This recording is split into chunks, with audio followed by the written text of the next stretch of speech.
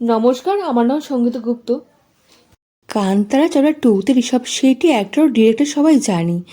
অনেকদিন খবর আসছিল যে তিনি এছাড়া সিক্রেট রোলে অভিনয় করেছেন।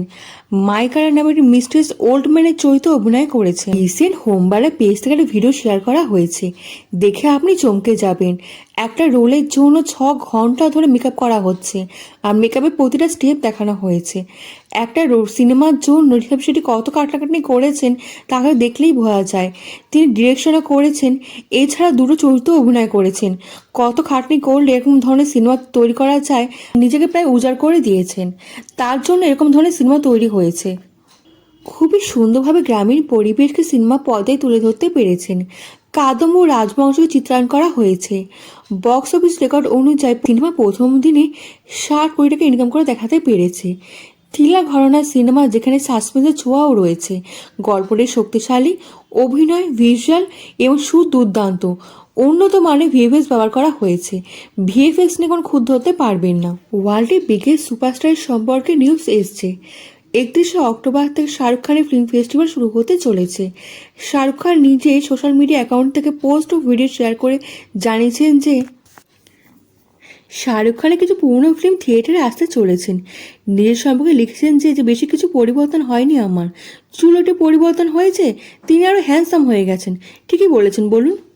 শাহরুখ খানের সিনেমা পিভিআর আইনক্সে দেখা যাবে। ইয়াশ রাজ ফিল্ম ইন্টারন্যাশনাল রিলিজও করছে। Middle east, north America, UK, Europe, New Zealand, অস্ট্রেলিয়াতে দেখা যাবে।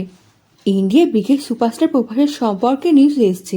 স্পিডে অ্যানাউন্সমেন্ট ভিডিও শেয়ার করা হয়েছিল কিছুদিন আগে, যেটা ইন্টারনেটে সাড়া ফেলে দিয়েছিল।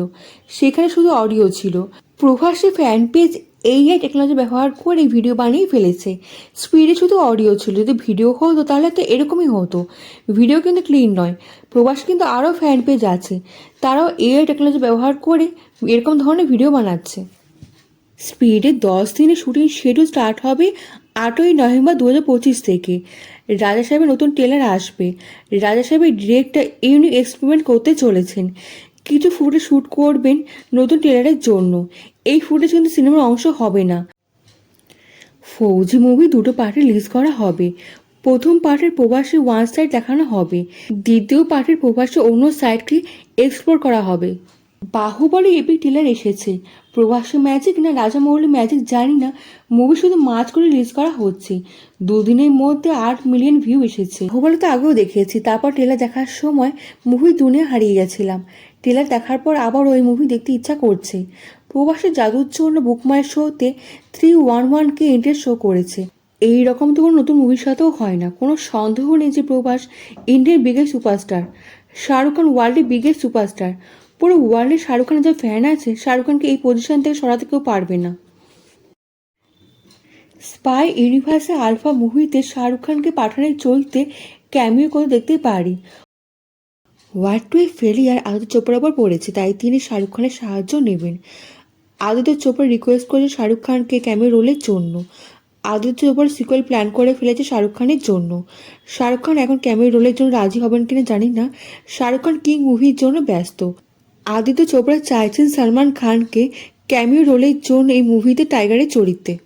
সালমান খানের জন্য লেখা কমপ্লিট হয়নি। শোনা যাচ্ছিল যে সালমান খান তেরে নাম মুভি পার্ট 2-তে আসছে।